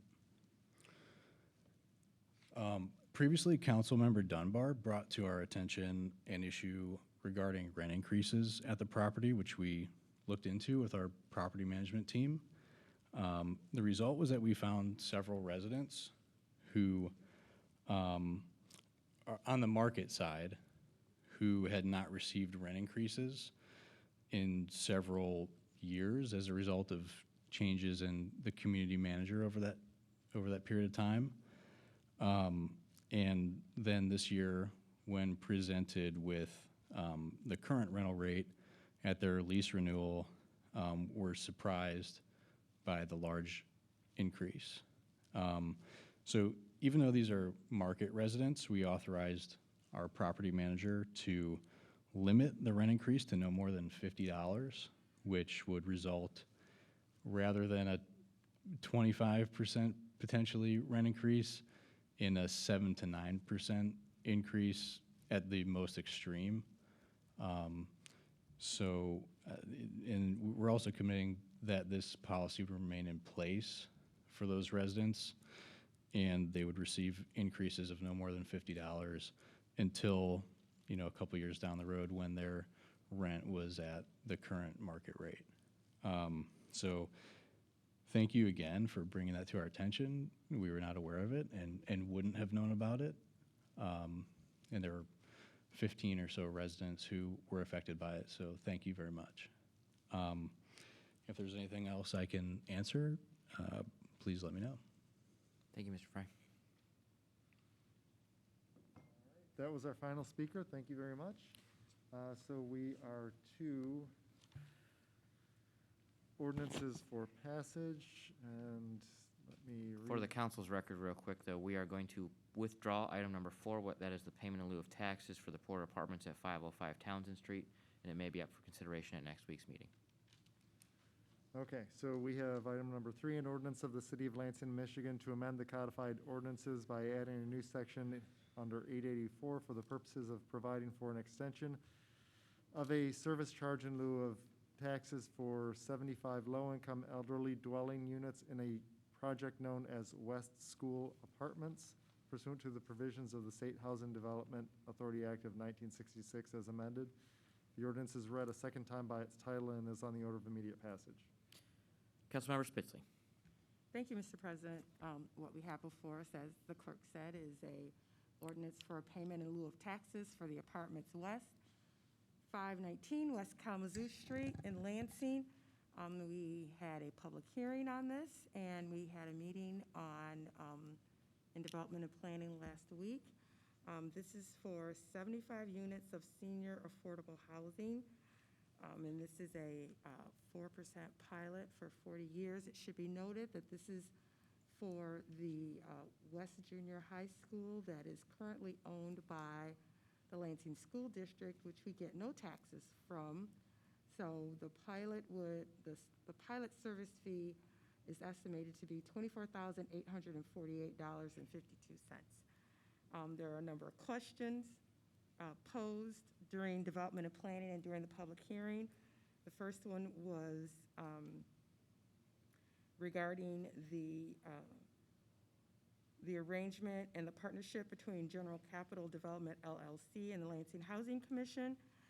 Because of that, and because the Lansing Housing Commission has, specifically the executive director is now not a part of the project any longer. It is strictly a project by General Capital Development. It is my understanding that he has no financial take, nor has had any financial compensation in the past for that. So we can get that passed right now.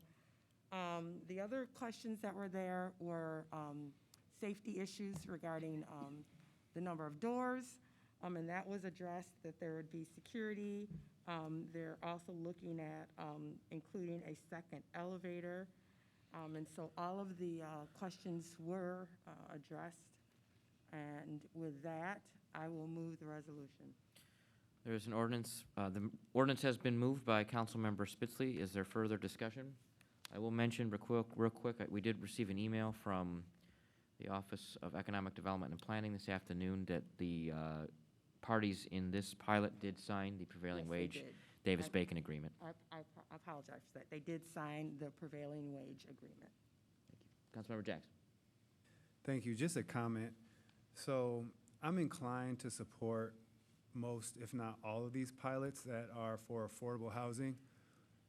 Affordable housing has been deemed a top priority, at least in my book, but among many people I speak to. It's always we need to increase, improve, and develop affordable housing in Lansing. And as a council person trying to prioritize or include in the budget, it's not always the most easy thing to do, but when we have these pilots that are asking for help to improve our stock and increase our stock for affordable housing, I'm inclined to support it. For these buildings, especially West Junior, Porter, these 4 buildings are large buildings in Lansing that are going downhill without any investments. And we talked about the Porter in the past, about how deplorable it is or how many problems there are. And I know I'm jumping around on these, but I'm just going to make one comment for the ones that we see. But at the end of the day, nothing happens unless these pilots happen. So I'm for affordable housing, and I think this is going to be a way to show it by voting to support pilots that are going to increase and improve and expand our affordable housing. So at the end of the day, we'll have better buildings, and the people that live there now and in the future will have reasonable and decent housing to live in and not have to talk to us as much about bed bugs and other conditions that they shouldn't have to live in, and here's our chance to do something about it. Thank you, Councilmember Jackson. Any further questions? Or comments? Councilmember Dunbar, excuse me. Thank you. One of the questions that I had last night, I'm looking through this to see if I can find. There was a question about whether or not folks that live there with a disability or folks that qualify as senior would be allowed to have other family members or other residents with them that were not in a protected class.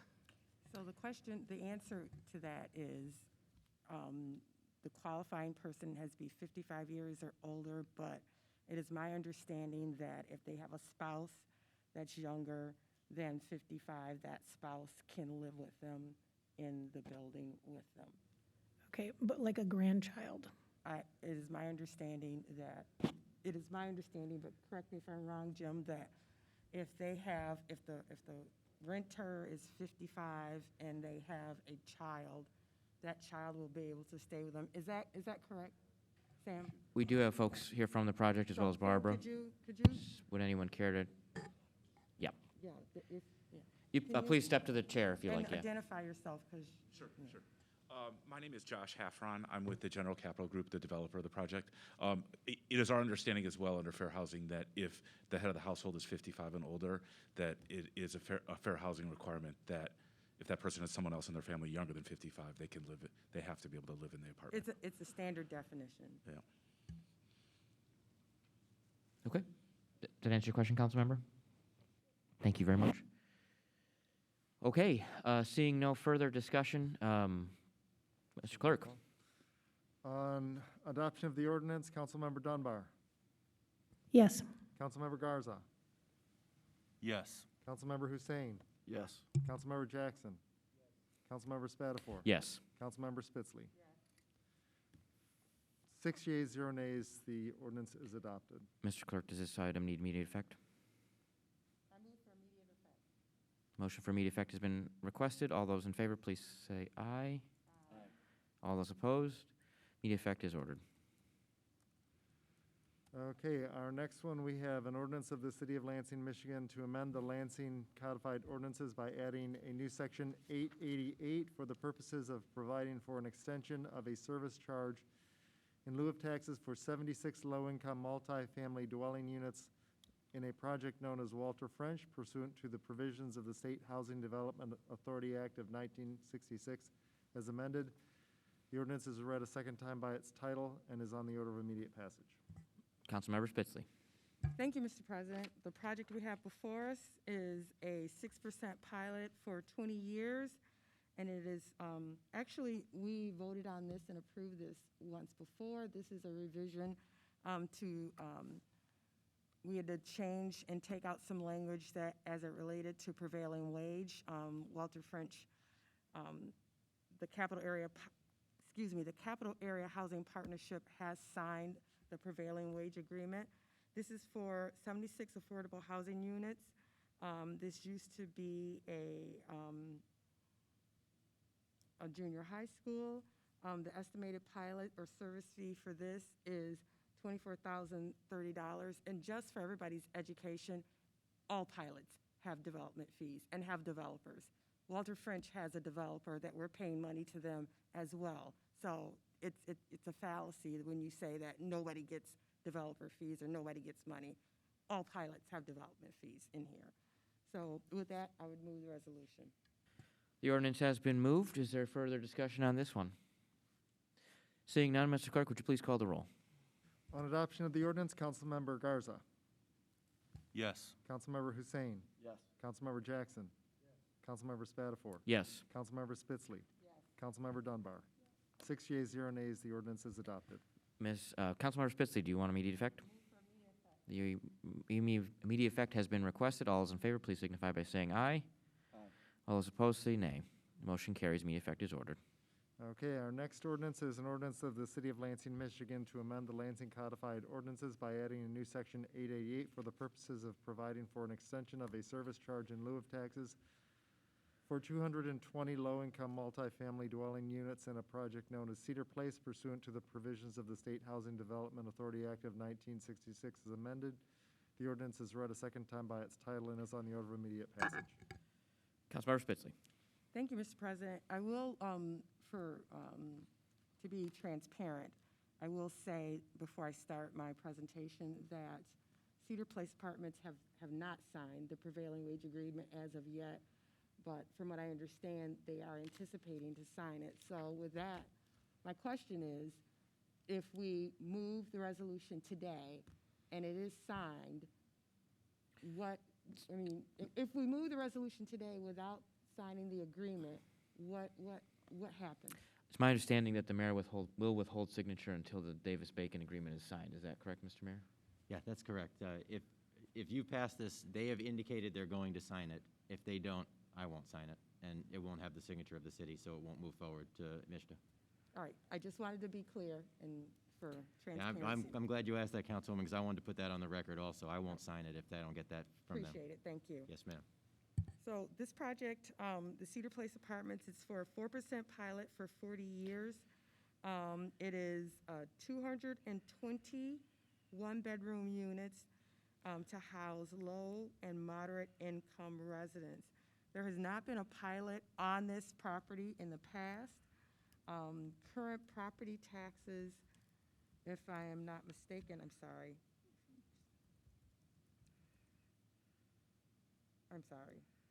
I've lost my train of thought. Current estimated property taxes as of 2020 were $115,691 pre-rehab. The estimated pilot service fee would be $64,564. I think that's it. So with that, I'll move the resolution. There's a proper motion before us. Is there any discussion? Councilmember Garza. Thank you, Council President. You know, I came here today with my mind made up. I wasn't going to support the Cedar Place apartments.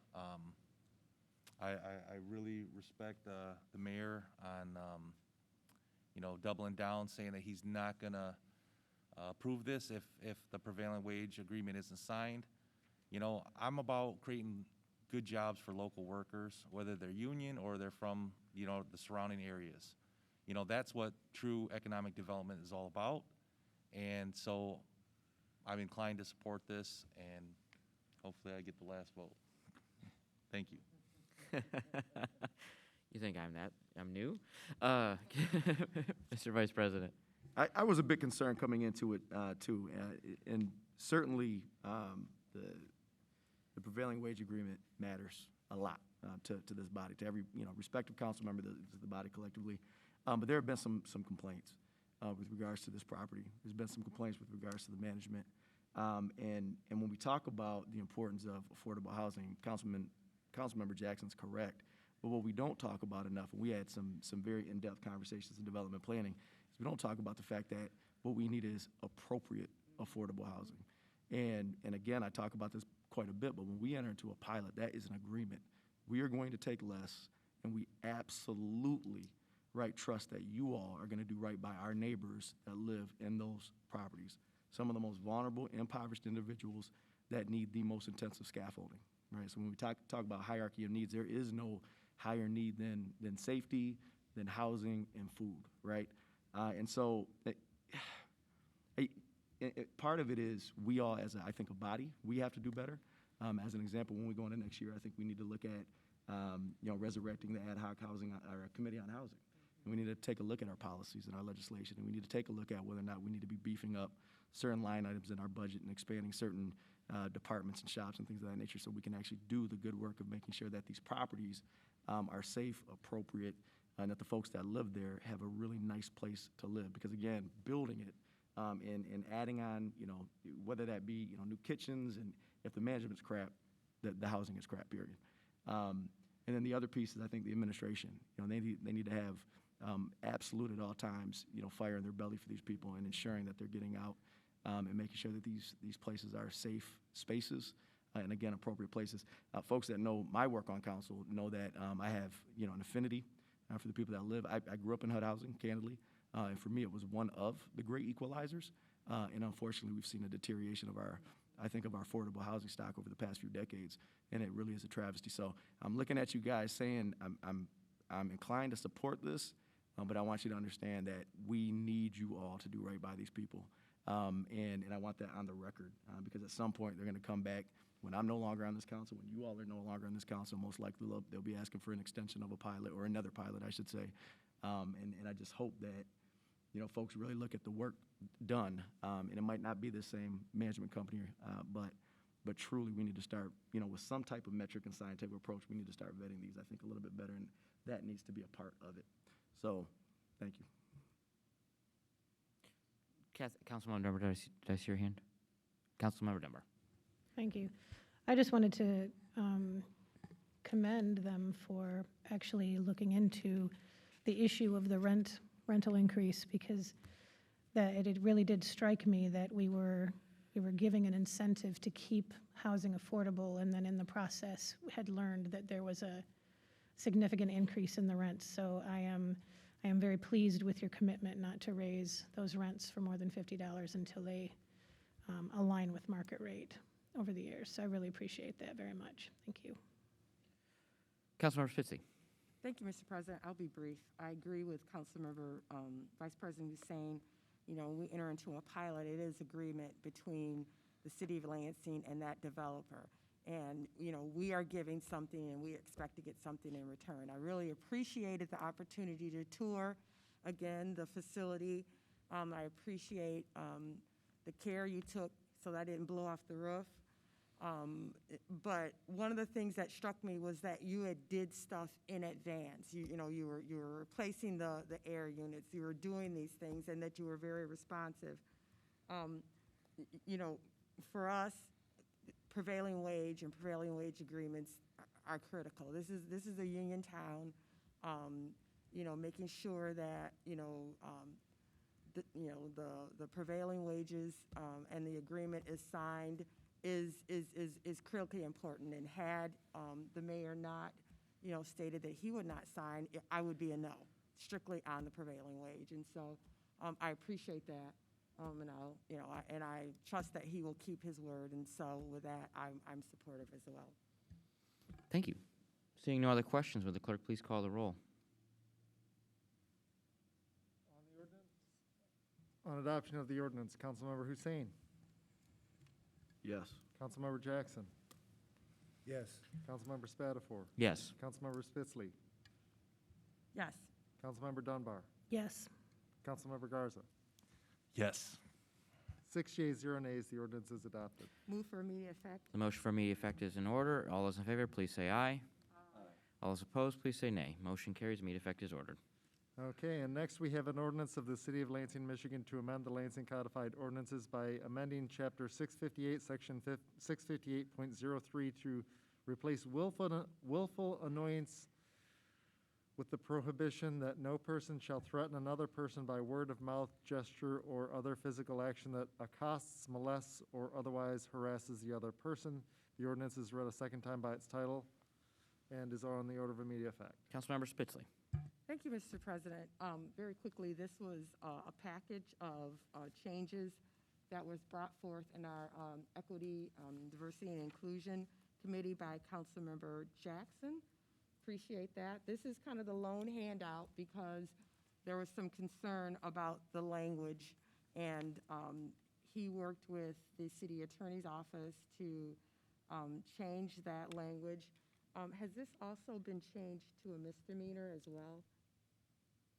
Jim? Could you repeat the question, I don't Councilmember? remember. Could you please repeat the question? Was this changed from a felony to misdemeanor?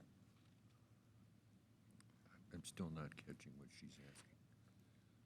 Right. It is a misdemeanor remaining a misdemeanor. Oh, I'm sorry, it was a misdemeanor. It was going to I be, we've been apologize. doing them from misdemeanors to civil I'm sorry. infractions. Yep. No, I meant a misdemeanor. I'm sorry, thank you. A misdemeanor to a civil infraction. No, But it this is- is it was still not. a All right. civil I'm infraction. I sorry. mean, this Thank is you still for a that. misdemeanor. All right. And the whole focus of this change is so, in its former form, it was overbroad Yeah. and vague. Right.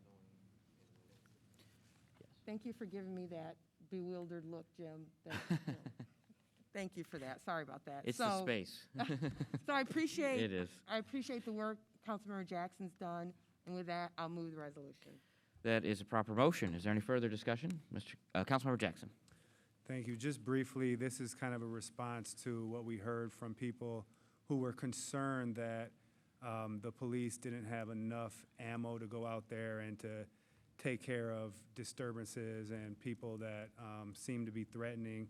So instead of having annoying, we just basically narrowed it down to have conduct that people don't want, threatening, harassing, accosting, and such. So this, even though, again, there's an argument that there's still other laws out there, but this allows at least for the police to refer to a city ordinance where they can go through the city attorney's office instead of trying to find a state law that fits and go through the Ingham County Prosecutor's Office.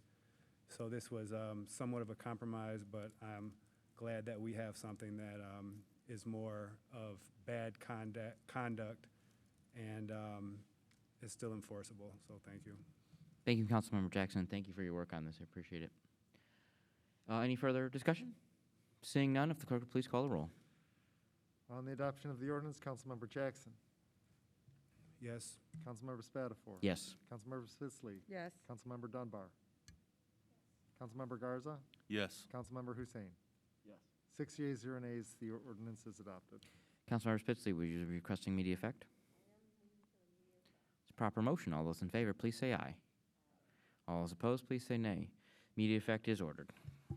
We are to the consent agenda.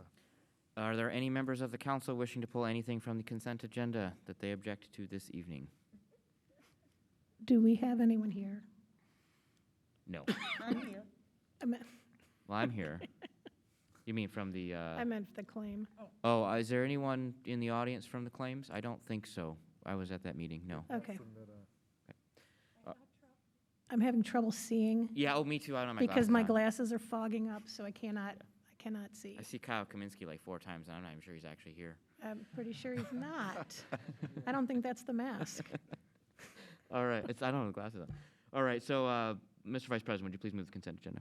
Sure. We, tonight on the consent agenda, we do have a tribute and recognition of Lansing School District and Board of Education for their COVID-19 mitigation efforts. We have a setting of a show cause hearing, consideration of orders to make safe or demolish to the owners of property located at 4511 South Martin Luther King. We also have a claim appeal, number 1851 for John Estelle Wag, in the amount of $640.50 in trash removal fees, and this is for the property at 1532 Illinois Avenue. With that said, I move the consent agenda. Just a moment. Just want to clarify the resolution, while the title you read correctly is actually for a $530 claim, the committee reduced that claim. And the Okay. resolution is correct, though. All right. So, all right, consent agenda has been moved. All those in favor, please say aye. Aye. All those opposed, please say nay. Motion carries. Okay, we are to resolutions for action. We have the Stop Violence Against Women grant. Yeah, Councilmember Wood is not here, so I'm going to do my best to vamp and hand the gavel over to our Vice President, unless you're, okay, very good. All right, the first one is the resolution for the Stop Violence Against Women grant. It is $179,000, of which $134,929 is grant reimbursement funding, and $44,977 is local match. We utilize these funds for 2 positions: a detective dedicated to investigating crimes related to domestic violence and stalking, and a contracted crime analyst to support the investigations conducted by the grant detective. The grant period is October 1, 2021 through September 30, 2022. There is a piece of paper in front of you from Captain Robert Backus that is about, I recall last year, there was a little discussion about this grant program, the effectiveness and the program. I honestly can't see if anyone in the audience is here to speak on this or would like to speak on this, but the numbers there are pretty compelling that this is an effective use of grant dollars. So with that, I would move the resolution. There is a motion on the floor. Do we have any questions, comments, or concerns? All right, hearing none. All those in favor signify by saying aye. Aye. Aye. All those opposed? Passes. Councilman Spatafor, you have the floor. I will pass the gavel back to you again and move the resolution, and then move the resolution for grant acceptance for the U.S. Department of Housing and Urban Development Continuum of Care. This is a larger grant. It is $2.87 million with a $31,000 in-kind match. Additionally, each subrecipient agency that receives these dollars is responsible for securing their cash, match grants, excuse me. We spoke at length in the committee on this issue. There are a number of organizations throughout the city that are part of our continuum of care that receive these dollars. The organizations are eligible to use the HRCS allocation that comes through statutory distribution and grant program to make the match because these are dollars that help with emergency housing, homelessness, and other programs related to our continuum of care program here in the city of Lansing. And I don't have the spreadsheet right in front of me, but it was about 7 pages long of benefits that go to multiple nonprofits in our community. So I would move the resolution accepting the grant for the continuum of care. All right, the resolution has been moved. Further discussion? Seeing and hearing none, all those in favor signify by saying aye. Aye. All those opposed? Passes. Okay, we are to ordinances for introduction. Vice President Hussein introduced an ordinance of the City of Lansing, Michigan for the purposes of amending the Lansing Codified Ordinances by adding Chapter 266, Sections 266.01 to 266.03 to establish an Arts and Culture Commission in and for the City of Lansing, including membership, duties, and meetings. The ordinance is read a first time by its title and referred to the Committee of the Whole. Mr. Vice President. Sure. So we actually have the chair of the Mayor's Arts and Culture Commission here with us tonight during Committee of the Whole that discussed this at length.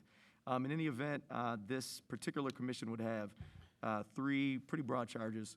That would be to make recommendations regarding all arts and cultural activities within the City of Lansing, developing and recommending ongoing arts and cultural performance measures and best practices, and fulfilling all advisory board functions set forth in sections 5-106 of the city charter.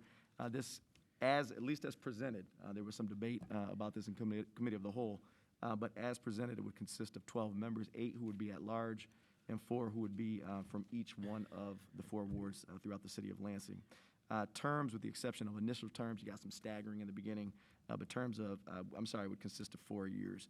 The public hearing, as I remember, will be September 20th, so this coming Monday. So with that being said, I would move the resolution to set the public hearing for September 20th. The resolution is proper. Is there further discussion on setting the public hearing? Seeing none, all those in favor, please say aye. Aye. All those opposed, please say nay. Motion carries. Okay, we are to speaker registration for public comment on city government-related matters. That's the yellow form in the back. We'll give you about another 2 minutes to turn it in if you have not already. And in the meantime, we are to reports of city officers, boards, and commissions. Mr. Vice President. I would move that all items be considered as read in full and the appropriate referrals be made by you. It is a proper motion. Is there, all those in favor, please signify by saying aye.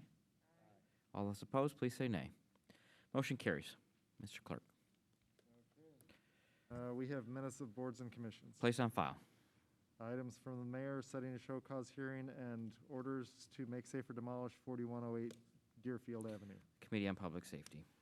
Grant acceptance U.S. Geological Survey for stream gauge on Sycamore Creek. The Committee on Ways and Means. Grant acceptance financially distressed cities, villages, and townships grant. Committee on Ways and Means.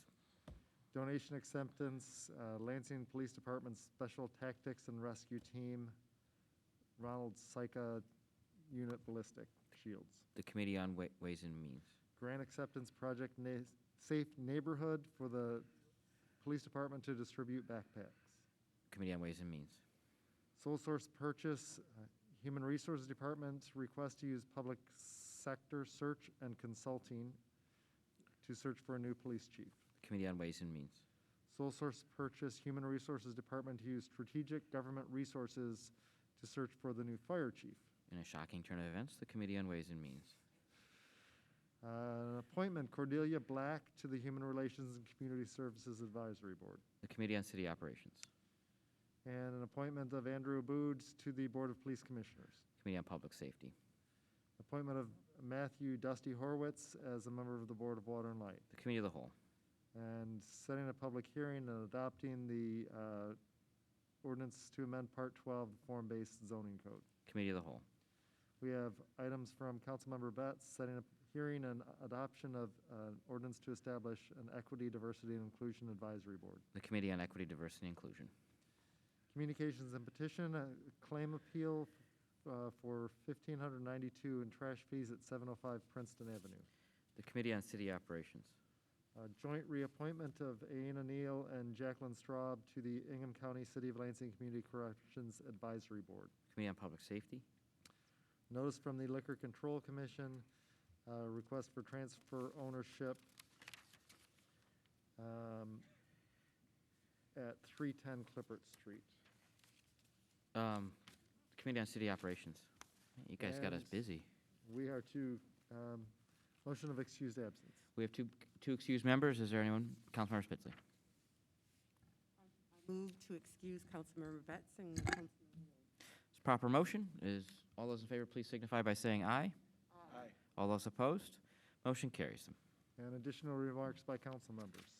I just have a couple housekeeping notes. First, I want to thank you all for your flexibility and understanding over the last 546 days or whatever it's been, but for being able to come out here and figure this out and participate. But also, anything that is not private or confidential, you're welcome to leave here. Sherry will be here in the morning to clean up and take it all back to City Hall, wherever she's storing stuff that's not covered in water right now. So, thank you. That's all I have. Mr. Clerk, please move on. Okay, remarks by the mayor? Mr. Mayor? I just want to thank everybody for approving the Arts Board tonight. I wasn't here for the conversation in Committee of the Whole, but I do think that's a tremendously important. We haven't done that yet. What did we? We're set the public hearing for set next the week. public hearing. Yep. Oh, okay, I'm sorry. I thought that you were voting on it, which caught me completely by surprise. So Nope. good to know that I wasn't right there. Thank you. Just so you guys know, if we do approve it, he's going to be very happy. There you go. Mr. Clerk. Okay, public comment on city government-related matters. We have Reverend D. Taft, followed by Loretta Stanaway, although I believe she has left. Sir, you have 3 minutes. Thank you. Good evening, Mr. Mayor, City Council. My name is Reverend D. Taft, and I greet you all collectively and individually. And I'm here today to see, I had emailed you all, and I hadn't got any responses. I know you're very busy, so I had wanted to see if you all had got the email. It was a forwarded email from Louisa Eviles. She is the Director of Group Violence Intervention at the National Network for Safe Communities at John Jay College of Criminal Justice in New York, New York. In the email, she said I had invited her here to explain the group violence intervention model, because I think it'd be really great for the city. I had a chance to tour in Kalamazoo, the GVI building, and at the funerals, and actually at active murder scenes, and seeing how much impact those guys are having in the streets and are respected. So in the email, she had just said, she expressed to me, she said, unfortunately, we're not able to travel interstate right now. We're still under stricture from the city university system because of the pandemic. But I could absolutely meet over Zoom.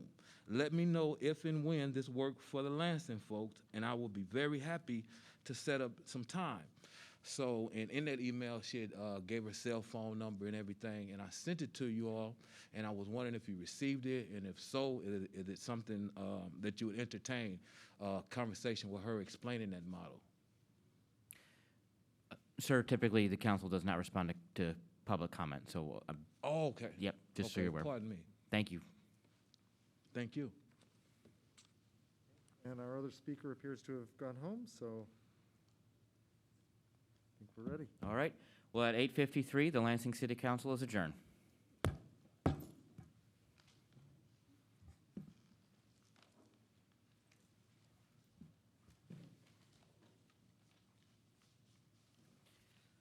Honestly.